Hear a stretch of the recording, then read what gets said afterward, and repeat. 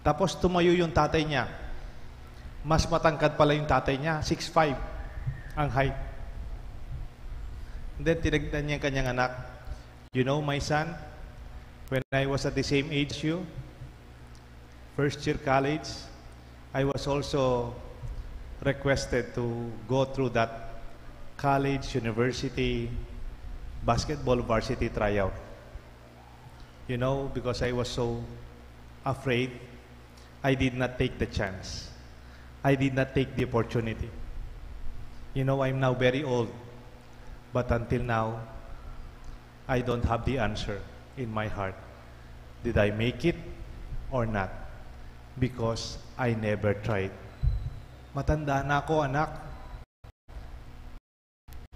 Dahil bukan, hanggang ngayon, hindi ko alam magiging varsity ba ako o hindi. And that is the advice for his son. It does not matter if you become varsity or you're not drafted, it's okay. At least you know the answer. At least you tried. Mayroon po isang movie, I think it was in 1989. Ang title po ng movie, The Dead Poets Society. It was about a very exclusive school for boys. They are very rich, they are very trim and proper. Parati silang naka-uniforme. They have very hard rules, not only in the school, even in their family. They are very cultured and very measured ang kanilang buhay. Until came one professor in poetry and literature. Ang kanilang professor doon, the late Robin Williams. And siya, bilang teacher ng art and poetry, tinuro niya sila mag-declare ng poem under the moon, outside the classroom, outside times of schedule of academic 8 to 5. He asked them to shout at the hills, to proclaim and declaim on the top of the table of the classroom, to see the world from another perspective, wider than the chair of the student. And you know, it liberated the best in the students. And there is this motto that is going through the whole movie. Alam niyo po kung ano? Ang kanilang motto, Carpe Diem. Can you repeat that? Carpe Diem. Seize the day. Take the opportunity. Seize the hour. Don't waste that time. I think the gospel today, that fig tree, which is fruitless for the past 3 years, it was barren, without fruit. The owner of the land asked the gardener to cut it off, to finish it, to kill it. And yet, the gardener asked for another chance. Sir, please, let us give them for another year. I will cultivate it. I will fertilize it. Maybe it might bear fruit. You know, the fig tree is like that young man in the story that who wanted to take that varsity tryout. He's now tested and challenged to bear fruit. We are all called to be fruitful. We are all called to take the opportunity every day, to take our new day every time we wake up as a new day, another chance, another opportunity. Take it. Don't waste it. Don't waste your time looking back to the mistakes and the imperfections of the past. Do not waste your time looking into the imperfection and the limitation of other people. Seize the day. Take the opportunity in a positive way. Alam niyo po, I hope you don't mind. Wala na akong maisip na example dito other than my own example. Yung pinakamalapit sa akin, yung buhay ko. Alam niyo po, noong 2012, May 22, 10:15 in the morning, I had a stroke. Narush po ako sa AUF. Tapos puno yung ICU doon. Dinala po ako sa Sacred Heart. And that was the time nakita ko po yung kisame ng ICU. Dati pumapasok po ako sa mga ICU ng hospital. Nag-aanoin po ako. I just look at the patient, the family, and maybe talk with the doctors or sometimes with the nurses. Pero nung ako'y naging pasyente, ako'y nasa ICU, nakita ko po kisame ng ICU ng hospital. And it was a life-threatening experience. Naalala ko noon, I remember it well, talagang masakit na masakit yung ulo ko, pinipikit ko yung mata ko, sabi ng mga nagbabantay. Kasi po yung neurologist na inassign sa akin, nasa Manila pala, nag-attend ng conference, nagbibigay lang ng instruction via telephone sa mga nurses. Kaya po, talagang masakit na masakit yung ulo ko. Sabi ng mga nagbabantay sa tabi ko noon, Father, eka pikpiak, do not close your eyes. Bakit po? Potay mo buklat. Inaantok na po ako, masakit yung ulo ko. Father, huwag ka matulog, huwag ka munang matulog, huwag ka matulog. Bakit po? Potay, nakamigising. Only to realize the doctor gave 72 hours as a very critical window towards that ongoing stroke that I was going through. It was make or break. If there was a blood clot, it might be worse. I'm so happy I'm standing before you.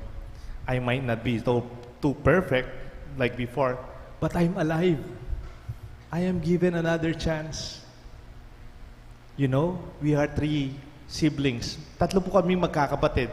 Lalaki po kami lahat. Ako yung panganay. My father, when he was 44, he also had his stroke. Kaya panganay po ako, alam ko yung edad ng tatay ko nung stroke siya, 44. Kaya nung 40 years old po ako, nagja-jogging po ako, nagsasa-badminton po ako, nagbibisikleta po ako, salad-salad. Still, because maybe it's in our genes, I still had my stroke. Kaya I warned my brother, ang pangalan niya po, Kaloy.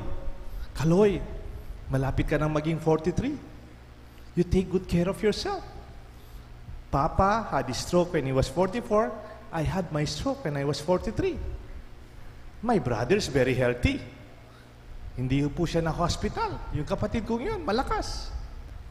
You know, when he was 43 years old, the same age as when I was stroke, nagkaroon po siya ng aneurysm. In 10 hours, he died.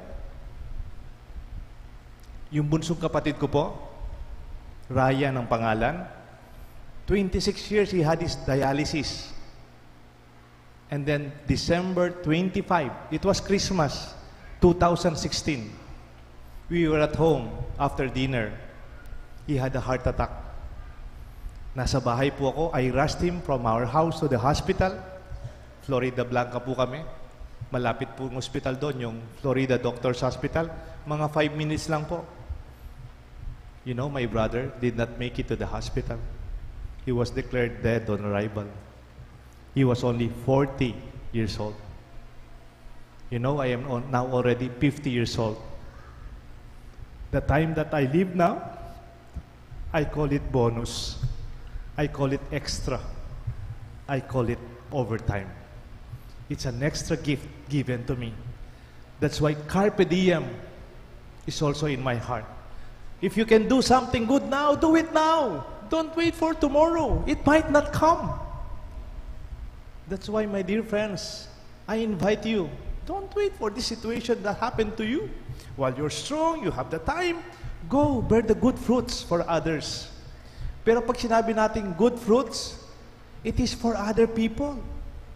It is that repentance from self to another, from me to you, from I to us.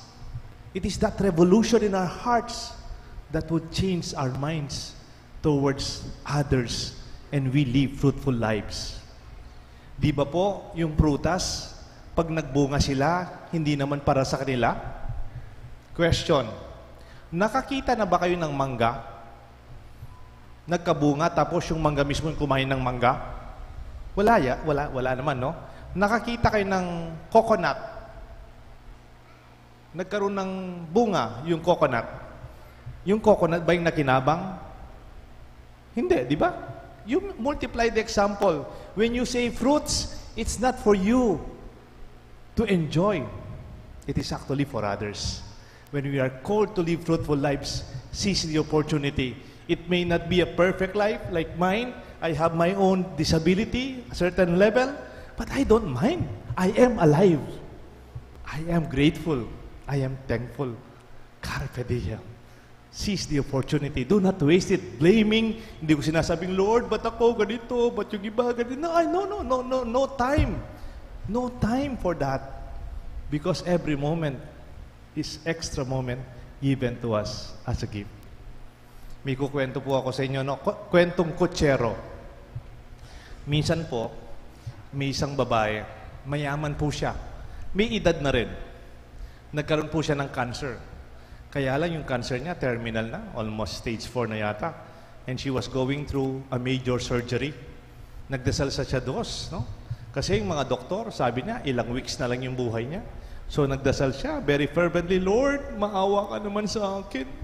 Gusto ko sanang magbago. Gusto kong magbago, Lord. Bigyan mo ko ng chance, I will change. Magbabago ako. Alam niyo, napakabait ng Diyos. Sabi ng Diyos, because of my love and mercy, I give you time. I give you 10 extra years. Wow! Extra 10 years? That's a lot of extra time given. Ang saya-saya nitong babae, alam niya, kahit na ma-opera siya, he will survive another 10 years, and she was very confident. Pagkatapos ng kanyang surgery, sabi niya sa doktor niya, Doc, habang nandito ako hospital, huwag niyo muna akong ilabas. Total na nandito na ako, pwede akong magpa-stretch. At saka yung ilong ko, medyo paayos ko na rin, Doc, nandito na ako. Tapos, Doc, gusto kong pa-stress din dito, at saka medyo pwedeng magpaputi ng konti. Doc, pwede yung pabawas ng konti dito. At saka yung dito. And all the works, ang tawag yata doon, total makeover. Alam nyo, after the surgery, gumanda siya, bumata pa siya, almost 20 years and so on, mayaman siya. Ang ganda-ganda, hindi mo na alis makilala.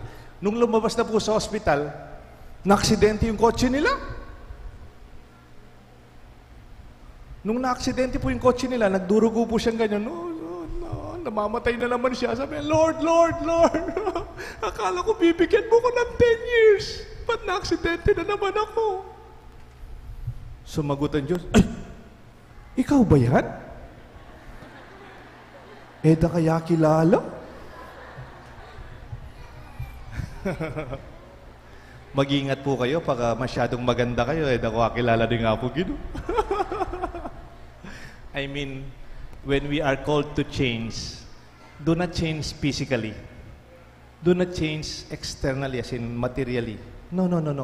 That change should be from within. To be fruitful, not for us, not for self. A change of heart. That repentance that brings forth the goodness and the best in us. May this invitation give us our life towards its fullness. Live your life to the fullest. Carpe diem.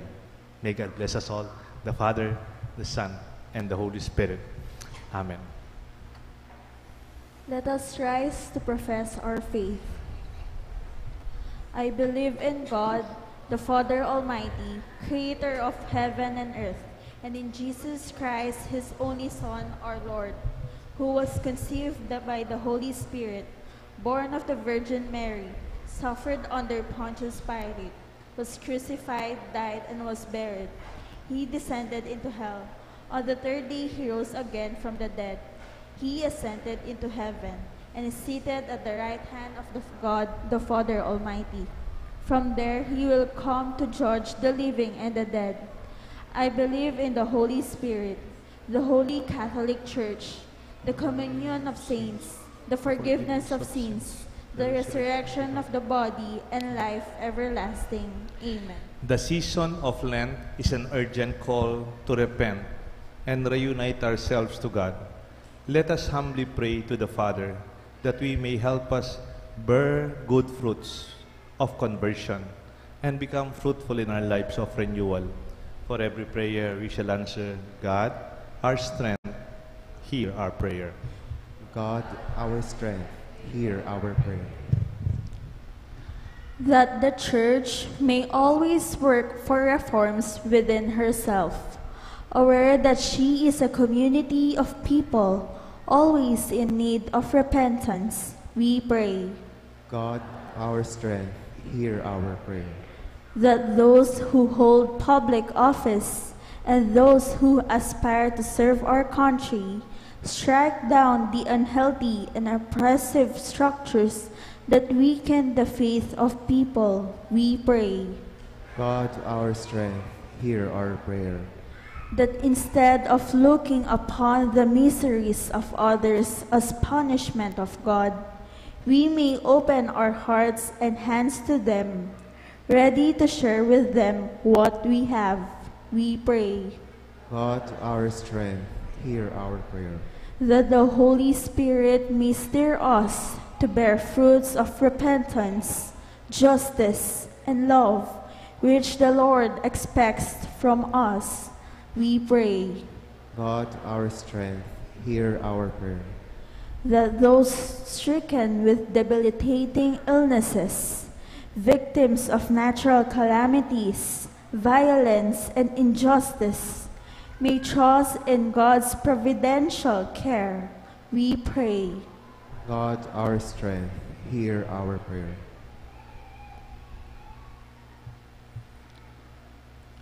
Father, we beg you to hear our supplications. May these prayers strengthen us to be faithful to our Lenten observance of prayer, fasting, and almsgiving. We ask this through Christ our Lord. Amen.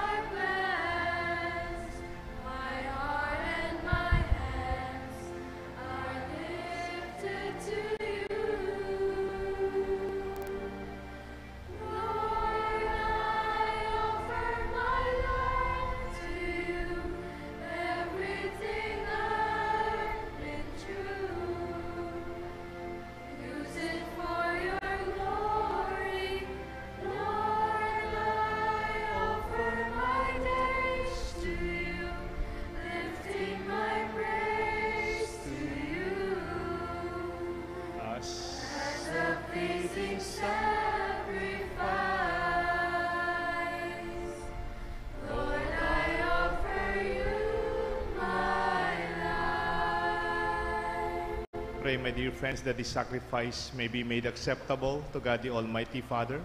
May the Lord accept the sacrifice at your hands for the praise and glory of his name, for our good and the good of all his holy church. Be pleased, O Lord, with these sacrificial offerings, and grant that we who beseech pardon for our sins may take care to forgive our neighbor through Christ our Lord. Amen. The Lord be with you. And with your spirit, Lift up your hearts. we lift them up to the Lord. Let us give thanks to the Lord our God. It is right and just. It is truly right and just, our duty and our salvation, always and everywhere to give you thanks, Lord, Holy Father, Almighty Eternal God, through Christ our Lord. For when he asked the Samaritan woman for water to drink, he had already created the gift of faith within her, and so ardently did the thirst on her faith. And he kindled in her the fire of divine love. And so we too give you thanks with all the angels and all the saints. Praise your mighty deeds as we acclaim.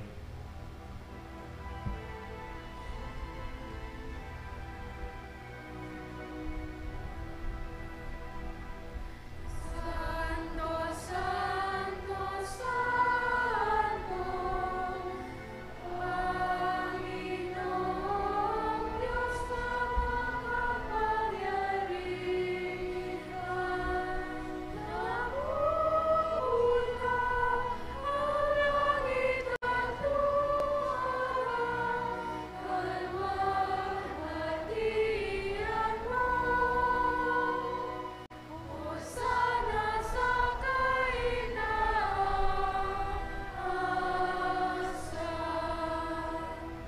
pinagpalang na paririto sa ngalan ng Panginoon. Hosana sa kaitaasan.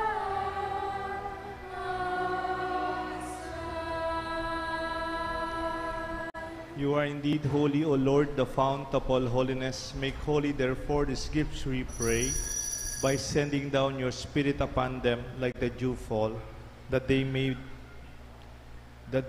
become for us the body and blood of our Lord Jesus Christ. At the time he was betrayed and entered willingly into his passion, he took bread, giving thanks. He broke it and gave it to his disciples, saying, "Take this, all of you, and eat of it, for this is my body, which will be given up for you."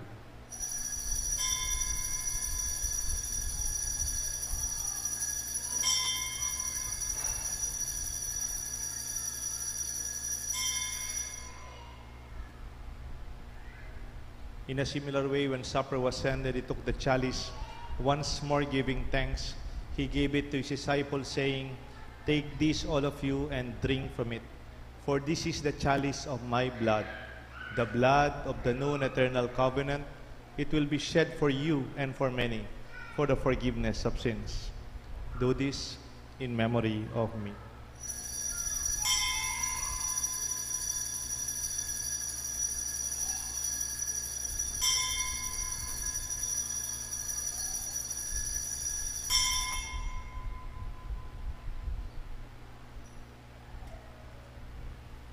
Let us proclaim the mystery of faith.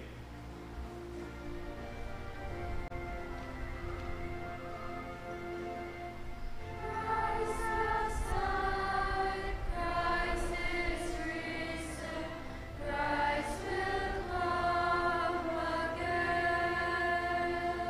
Therefore, as we celebrate the memorial of his death and resurrection, we offer you, Lord, the bread of life and the chalice of salvation, giving thanks that you have held us worthy to be in your presence and minister to you. Humbly we pray that partaking of the body and blood of Christ, we may be gathered into one by the Holy Spirit. Remember, Lord, your church is spread throughout the world, and bring her to the fullness of charity, together with Francis, our Pope, Florentino, our Bishop, the College of Bishops, and all the priests, and our brothers and sisters, and all our friends, serving you, working for our faith and our church, those who serve you in our parish. Lord, we offer to you the thanksgiving of Aurora Pabustan and family, the thanksgiving of Meg Messina, Monchito Barbershop, for the thanksgiving of the birthday of Jasmine Marie Macalino and Shin Christopher Rubio, for the intentions of Francis Pineda, for the good health of William Canlas, Lisa, and Donnie Ortega. Remember our brothers and sisters who have fallen asleep in the hope of the resurrection. Luisito Tan, Rosario Cristina de Jesus, Angelito Malit, Brigida and Revistiano Hison, Benjamin and Isabel Lagman, Cristina Remedios, Joe Makaling, Sixto and Ignacia Mangamin, Chito Pabalan, Francisco Puno, Victor Pabalan Sr., Pedro, Edwin and Norma Gangcuangco, Soledad Gabriel, Felix and Adelfa Castro, Maria Melina, Agustin and Mercedita Boril, and Ulpiano Serrano. Welcome them, Lord, into the light of your face. Have mercy on us, we pray, with the Blessed Virgin Mary, Mother of God, Saint Joseph, her most chaste spouse, with the blessed apostles, Saint Jude Thaddeus, and all the saints who have pleased you throughout the ages, we may merit to be co-heirs eternal life and may praise and glorify you through your Son, Jesus Christ. Through him, with him, and in him, O God, Almighty Father, in the unity of the Holy Spirit, all glory and honor is yours forever and ever.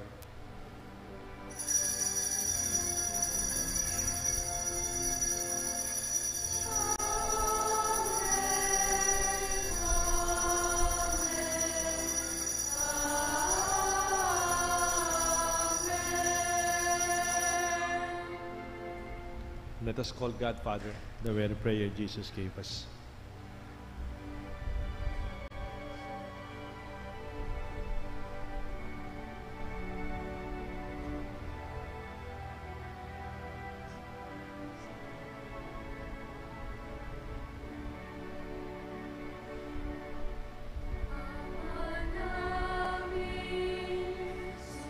Sumasalangit ka, sambahin ang ngalan mo.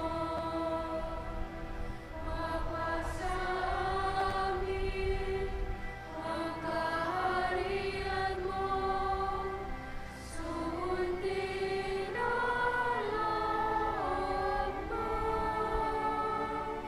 Dito sa lupa, para lang sa langit, bigyan mo po kami ngayon ng aming kakanin sa araw-araw at patawarin mo kami sa aming mga sala, para lang mapapatawad namin sa nagkakasala sa amin. At huwag mo kaming ipahintulot sa tukso, at iadya mo kami sa lahat Ng masama. Deliver us, we pray, from every evil. Graciously grant peace in our days, that by the help of your mercy, we may always be free from sin and safe from all distress, as we await the blessed hope and the coming of our Savior, Jesus Christ. For the kingdom, the power, and the glory are yours, now and Lord forever. Jesus Christ, you said to the apostles, I leave you peace. My peace I give to you. Look not on our sins, but on the faith of your church, and grant us the peace and unity of your kingdom, where you live forever and ever. Amen. The love, the peace of the Lord remain always with you. And with your spirit. Let us greet each other with a sign of peace. Peace be with you.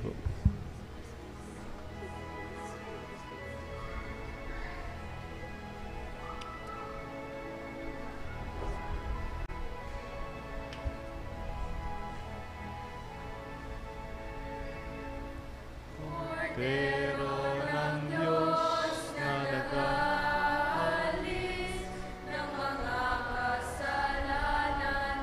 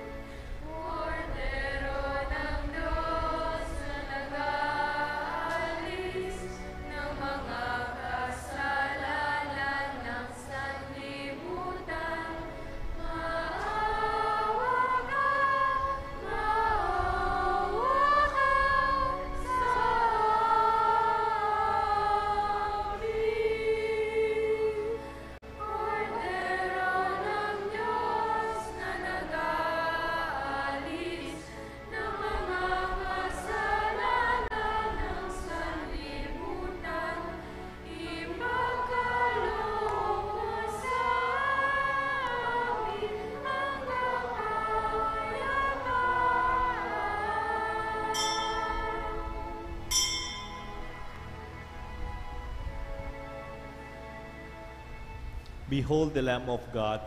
Behold him who takes away the sins of the world. Blessed are those called to the supper of the Lamb. Lord, I am not worthy that you should enter under my roof, but only say the word, and my soul shall be healed.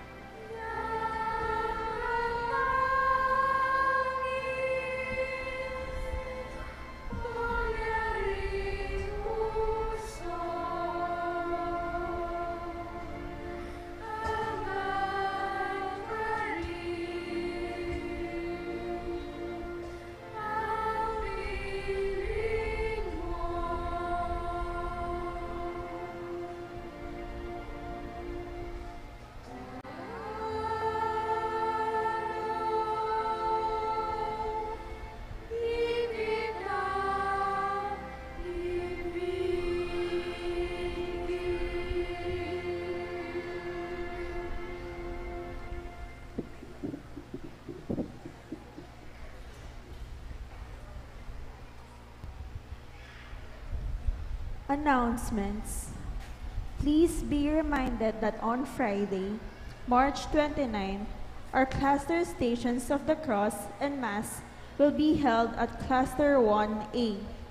The Stations of the Cross will start at 5 o'clock in the afternoon, followed immediately by the celebration of the Eucharist at 6:30 in the evening at the small oval at Block 12, Lot 28, St. Rose Street, Phase 1. Let us join our parish community at Cluster 1A in the observance of these Lenten activities. Also, may we call the attention of all mandated organizations to block off their calendar on March 30, 2019, Saturday, for our parish Lenten recollection from 8 o'clock in the morning to 12 noon, with Reverend Father Linus Nicasio, Parish Priest of St. Jude Shrine, Manila, as the facilitator or resource speaker. May we also invite you, the parish community of St. Jude Parish, to come and join us. Thank you.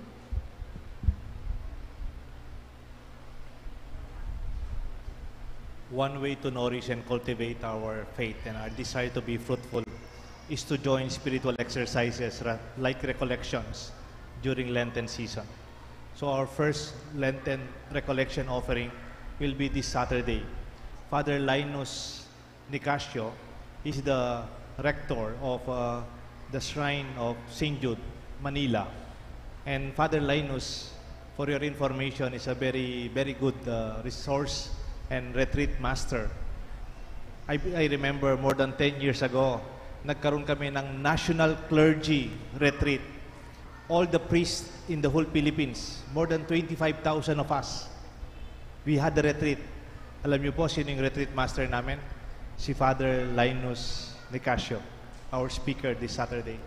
And we really enjoy these reflections. And mayroon din po siyang, I think, reflections sa YouTube and television on Sunday Gospels. So I invite you, ako rin po, I will be there to listen and attend the recollection with you, to also grow and be nourished by the reflections of our resource speaker. Let us all stand and offer our final prayer and receive God's blessings. Let us pray. As we receive the pledge of things of yet hidden in heaven and are nourished while still on earth with the bread that comes from on high, we humbly entreat you, O Lord, that this is being brought about in us in mystery that may come to true completion.